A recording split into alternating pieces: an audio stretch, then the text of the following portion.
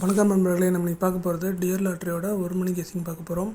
நேற்றுக்கு ரிசல்ட்டு 041 நம்ம கொடுத்ததில் ஆல் போர்டில் 4 பாஸ் ஆகிருக்கு.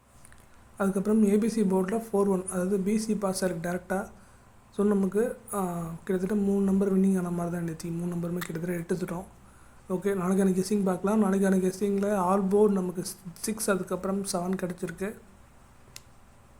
ஸோ நம்ம கொடுக்குறது எல்லாமே கெஸிங் தான். உங்களுக்கு வர நம்பர் மட்டும் போடுங்க, பேலன்ஸை ஸ்கிப் பண்ணிக்கோங்க. ஏ போர்டில் நமக்கு 6, அதுக்கப்புறம் 0 கிடச்சிருக்கு.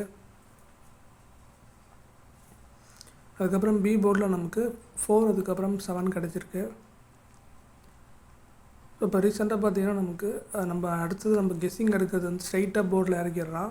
அதனால் ஒரு சில டைம் மிஸ் ஆகுது, பரவாயில்ல. நாளைக்கு ஓகே. சி போர்டில் பார்த்தீங்கன்னா நமக்கு 4, அதுக்கப்புறம் 6 தான் கிடச்சிருக்கு.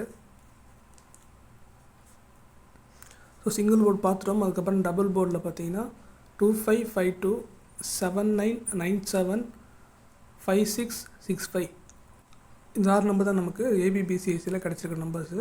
ஸோ லிமிட்டாகவே ப்ளே பண்ணுங்கள். உங்களுக்கு வர நம்பரை மட்டும் ப்ளே பண்ணுங்கள், ஓகேங்களா? இப்போ உங்களுக்கு 79 வந்தால் 79 மட்டும் ட்ரை பண்ணுங்கள். மீதி நீங்கள் 5 நம்பர் ஸ்கிப் பண்ணிக்கோங்க. அதுதான் உங்களுக்கு சேஃப் அண்ட் செக்யூர், ஓகேங்களா?